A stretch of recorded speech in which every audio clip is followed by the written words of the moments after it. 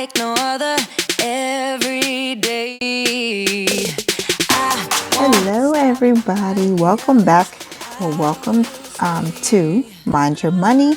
If this is your very first time here, hello and welcome. Thank you so much for clicking on that thumbnail. I hope that you stick around for a while. My name is Tasha. I am the blogger behind TashaLovesLife.com, and our channel is documenting our family's journey to debt freedom, financial independence while building generational wealth. So yes, there is a whole lot going on here, and we are starting with managing our money.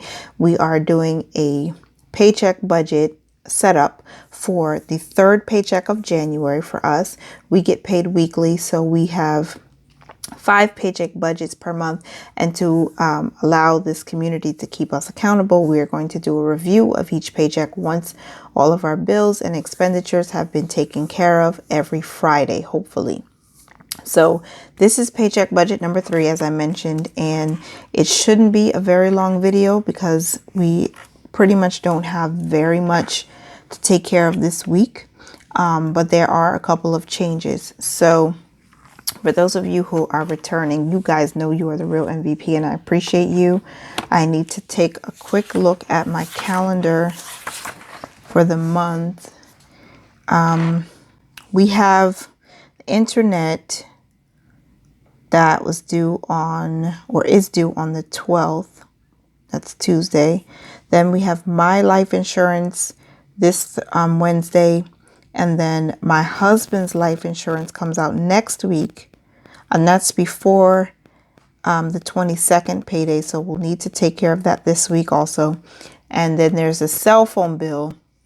We budgeted for $98, but the bill is actually $92. So we're going to save a few dollars there. However, the major change is I purchased some computers. I purchased 2 laptops from Walmart.com for a family member, and each of the 2 orders got lost or somehow destroyed or stolen or something. So I had to wait several weeks for the refunds, and I had already paid the credit card bill. So, and then of course, you know, I mentioned this before that my husband and I use our credit card very responsibly. We use it to pay all of our bills, and then we just pay off the credit card with the money from our budget. But because I had already made the payment on the credit card, and I ended up getting 2 refunds from Walmart, we have like a credit on top of credit. So we, the returns or the refunds exceeded our credit limit. So what's going to happen right now is that the internet bill that we need to pay is also coming from the credit card. So we don't actually need to pay that because we've already front loaded it, if that makes sense. So I'll show you a screenshot on here so you will know exactly. Hopefully that clears up what I'm saying if I'm not doing a very good job in explaining it. So the internet is already taken care of. Metro PCS is already taken care of because these 2 are going to be paid with the credit card. And again, we've already satisfied those payments. So the only 2 remaining bills that we need to take care of for the month of January is my life insurance and my husband's life insurance. All right. And then we need to do food shopping this week, and we're going to digitally stuff our cashless envelopes. So that's the miscellaneous and household. Other than that, we are completely done for the month. So I don't think we'll be making a payment towards debt this week. But we've been doing pretty good. God has been so kind and gracious because we had additional income the first and second week of January so far. So we're good. So our income that we are going to be budgeting for is $673. And if you've been here for a while, it's pretty much standard. I make a standard salary, and my husband also. We're just using the least amount we expect to receive and budgeting that. The first thing that we take care of is the tithe. And we tithe off of our gross, in case you haven't been here before. And that is going to be $81 this week. The next thing is our rent contribution. We set aside a portion of our rent each and every week so that By the time the next month comes, we already have the rent put aside. Now, we're budgeting for $100 again for food, and I'm just hoping that we don't go over this week because it's getting colder and my kids, which my boys, are getting very rambunctious and hungry. So this is the meal plan for this week, and this is the food budget, or yeah, the grocery budget. So I totaled it at $94. Our extras are $15, and then we have more extras this week. So I think what I'm going to do is swap out some of the items. Like, for example, almond milk, I would normally buy 4 boxes when it's time to replenish. But I think I'm going to purchase 2 instead, and then buy like canned tuna fish because my 3-year-old loves eating tuna fish sandwiches. It's just a thing right now. So I'm going to do that. I might even swap out the juice for something else so I can do my best to stay under budget, because we don't have a need for fresh produce this week. Oh, well, we do have a need, but snacks are diminished, and I have a 1-year-old and a 3-year-old. So we're trying our best to keep the peace in the house, if that makes sense. So, because, they're very small and I'm working from home and we don't have anywhere else to go. So we're not traveling anywhere. No one's going to see grandma or auntie or uncle. So we have to kind of, be flexible with the certain things that we're buying in our grocery budget. So $94 is the estimate. I am going to utilize Ibotta and use as much of the store rewards points as I can. But y'all, let's see what happens. $100 for food is our budget. $33 for my life insurance. And I always round up, you guys, because it helps us make sure we can stay on budget. Like, if we can't afford it a little bit rounded up, we shouldn't be buying it. But life insurance is very important. So I'm just going to combine this. For life insurance is myself and my husband. And, well, there's 2 due dates. Let me put T here for me. My life insurance is the 13th. His life insurance is the 19th. And I'll be budgeting $33 for me and $36 for my hubs. All right. And then we're not paying anything else. We are going to put some money aside for our account cushion, and I'll do the calculation here on camera so you guys can follow along with me, because I'm not sure what that's going to be yet.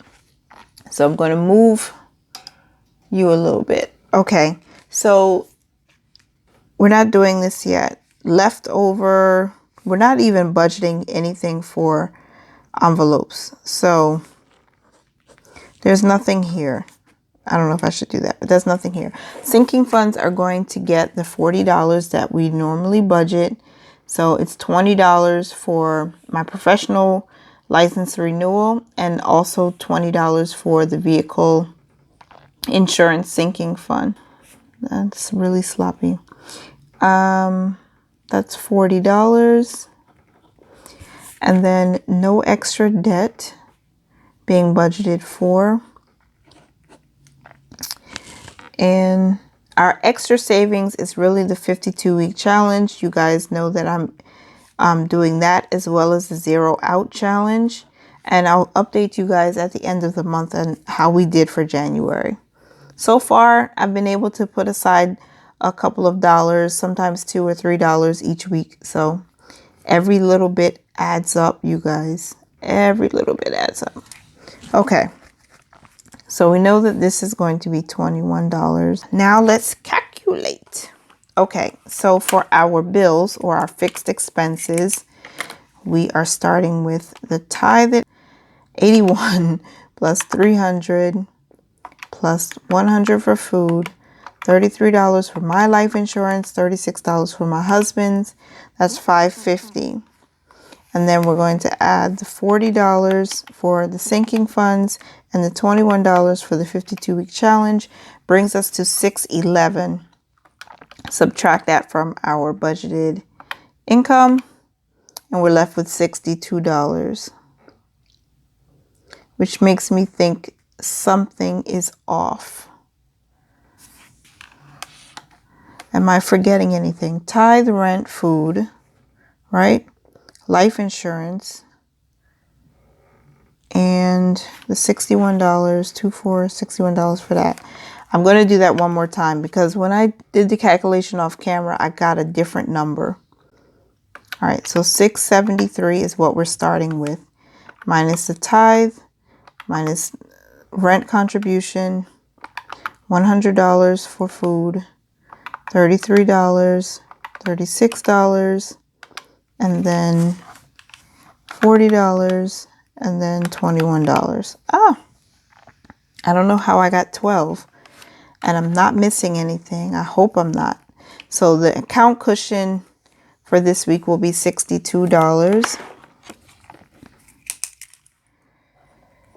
All right, and now let's fill in our bill totals and our leftovers so we can make this accurate. Think I try this a new way. I'm gonna show you the tricks that I know. I'm getting tired of talking, and I need more of a show right now. It's time that you made your mind up. 'Cause lately all it ever to actually do this, I'm getting the flow by the third time. It has to sink in.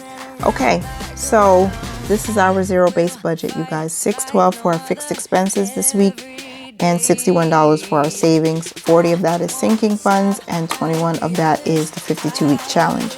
Now I'm going to show you on the screen what the zero out challenge is going to get this week. I have created, or not created, but I changed the name of one of our regular Capital One 360 accounts to the zero out challenge so that we can keep up with that.